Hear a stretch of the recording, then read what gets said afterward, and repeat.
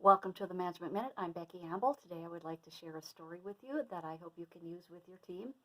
And it is from the book, The Napkin, the Melon, and the Monkey, written by Barbara Burke. I think it's a great book. Barbara was a great businesswoman, a friend of mine, and unfortunately is no longer with us. So I want to give you a little bit of the setup for this. And the book is written as a story, kind of as a parable. So the main character is a young woman named Olivia, and she had recently been promoted to supervisor of a team. So she was excited and yet kind of nervous about it all. She had her first team meeting, and unfortunately she was going to have to deliver some bad news because the team's performance wasn't where it needed to be. So she started off and she complimented them and she told them, "You're a great team. I'm so happy to be working with you. We've worked together all these years, and I'm just really excited that we can work together. However, we need to focus on some productivity or performance improvement." So she had tables and charts and everything so that she had her facts and could share with them. Well, she asked, what can we do? What's going on?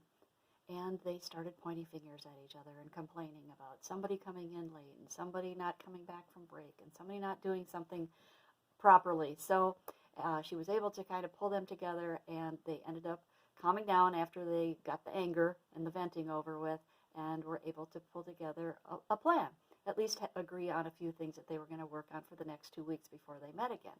Well, Olivia was really pretty upset about the whole thing, and so she had an opportunity to catch up with her mentor, a woman named Isabel. She said, "Isabel, I don't know what to do. The meeting was really bad, and they were all mad.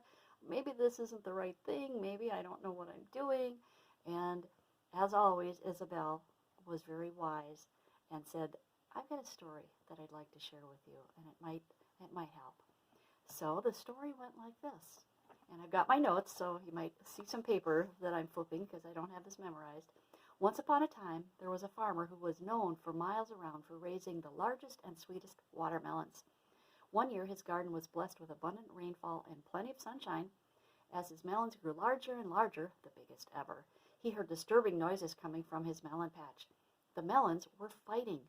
The farmer dropped his hoe and hurried to the patch. "What is the trouble?" he exclaimed. A riot ensued. The watermelons were yelling, screaming, and blaming each other. The noise was deafening. He looked over his melon patch with new eyes. He could see the problem. Ideal growing conditions had produced melons of unusually large size. The result? The melons were so huge they were bumping up against each other. The farmer wondered, "What can I do? How can I restore peace to my melon patch?" He thought and thought until he came upon a solution. After several attempts to quiet the melons so he could speak, they finally stopped screaming. He had their full attention. "Oh, my beautiful melons, I am so sorry for your troubles. But I am afraid that I am not the one to settle your arguments." This time the outcry was even louder. "But I know of something you can do, all of you, to end your conflict. I guarantee that if each of you follows my instructions, you will live in harmony forever." With that, the melons became quiet. They were ready to hear what they could do to end their suffering. "I'd like you to feel what you have on the top of your body," he instructed. "What do you sense is there?" The melons did as the farmer asked and looked at him expecting something more than pointing out the obvious. Of course, there was a vine sticking out on top. "Now, my dear melons, I'd like you to follow that vine to its ends." The melons obeyed and traced the vine past the many leaves. "Keep going," the farmer encouraged. "Keep going until you find the end of your vine." All of a sudden, there was a dead silence. A soft, collective sigh rose from the patch. The melons had realized that they were all one plant. From that day forward, the melons lived in peace and harmony. They grew to record size and won many awards at the county fair that year. Everyone agreed that the farmer's melons were the biggest and the sweetest. Well, Olivia thought that story was perfect for her situation, so she was excited and now had something new to go back to her team with. So the next time the team met, she shared the story, and the team indeed did love the story.